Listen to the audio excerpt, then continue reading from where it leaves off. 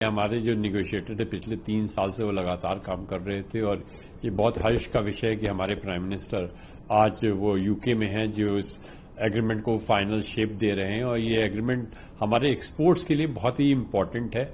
इसका सबसे ज्यादा फायदा हमारे स्मॉल एंड मीडियम सेक्टर को मिलेगा क्योंकि जो हमारे ट्रेडिशनल एक्सपोर्ट्स हैं, चाहे हम उनकी बात करें कि वो हमारे कपड़े का है या हम वस्त्र का कर रहे हैं या फुटवेयर एक्सपोर्ट कर रहे हैं या हम जेम एंड ज्वेलरी एक्सपोर्ट करते हैं, मरीन प्रोडक्ट एक्सपोर्ट करते हैं, फूड प्रोडक्ट एक्सपोर्ट करते हैं, जो खिलौना का एक्सपोर्ट होता है, स्पोर्ट्स गुड्स का एक्सपोर्ट होता है, ये हमारा इससे ज्यादा काफी बढ़ेगा। दूसरी चीज हमारे जो एक्सपोर्ट है, जैसे हम ऑटो कंपोनेंट एक्सपोर्ट है, मशीनरी एक्सपोर्ट है, ऑर्गेनिक केमिकल एक्सपोर्ट्स है, तो ये एक्सपोर्ट भी बढ़ेगा। हमने देखा है कि जो यूके के साथ हमारा जो ज्यादा एक्सपोर्ट है वो सर्विसेज का एक्सपोर्ट है, आईटी एनेबल्ड सर्विसेज का है, प्रोफेशनल सर्विसेज हैं, बिजनेस सर्विसेज हैं, एजुकेशनल सर्विसेज हैं, तो इन सर्विसेज का भी एक्सपोर्ट काफी तेजी में बढ़ेगा। हम दोनों कंट्री ने बोला है जो हमारा बायलैटरल ट्रेड जो करीब अभी $60 बिलियन का है उसको हम बढ़ा के 2030 तक $120 बिलियन ले जाएंगे। तो बहुत बढ़िया है समझौता है, जिससे एक तरह से हमारे लेबर इंटेंसिव सेक्टर एक्सपोर्ट का बढ़ेगा, दूसरे हमारे जो सनराइज सेक्टर एक्सपोर्ट बढ़ेगा और तीसरे हमारे जो सर्विसेज एक्सपोर्ट है उसका भी बहुत ज्यादा होगा। सर्विसेज के क्षेत्र में बहुत अच्छा किया गया है कि जो सोशल सिक्योरिटी एग्रीमेंट किया गया है, जो हमारे सर्विस प्रोफेशनल जाते थे यूके में पहले वो 3 साल तक अगर वहां रहते हैं तो उनको सोशल सिक्योरिटी के लिए कंट्रीब्यूट नहीं करना पड़ेगा। बहुत से केस में करीब 30% उनकी सैलरी टुवर्ड्स सोशल सिक्योरिटी जाती थी, तो वो नहीं लगेगा। तो इससे सब सेक्टर को फायदा मिलेगा और जो आईटी सेक्टर जिसके बहुत से लोग यूके में रहेंगे उनको ज्यादा फायदा मिलेगा इसका। सर, भारत ब्रिटेन व्यापार समझौते से पीओ की और क्या अपेक्षाएं, आप कैसी अपेक्षा रखते हो? देखिए, इस समझौते में एक और अच्छा किया गया है कि बोला गया है कि जो सेफगार्ड ड्यूटी है, कभी कभी होता है कि बहुत ज्यादा एक्सपोर्ट बढ़ जाता है तो दूसरा कंट्री सेफगार्ड ड्यूटी लगा सकता है, बट ब्रिटेन ने बोला है कि वो सेफगार्ड ड्यूटी नहीं लगाएगा।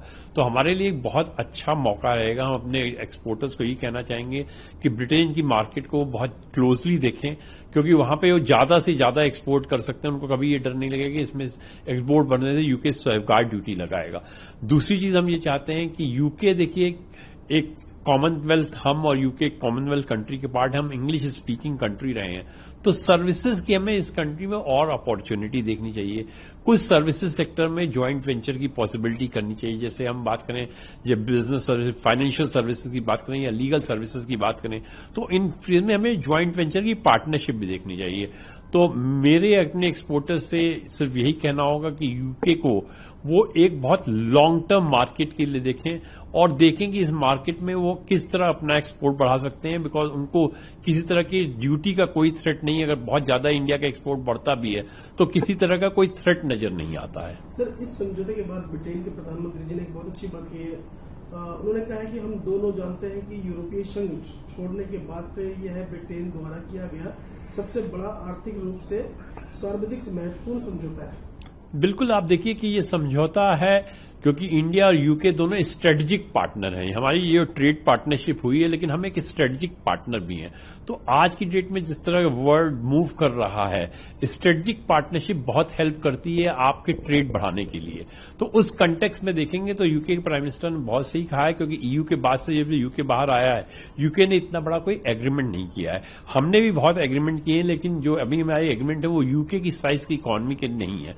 चाहे हम बात करें ऑस्ट्रेलिया की बात करें या हम बात करें यूएई की बात करें या हम यूरोपियन फ्री ट्रेड एग्रीमेंट की बात करें, वो यूके के साइज के साथ के एग्रीमेंट नहीं है।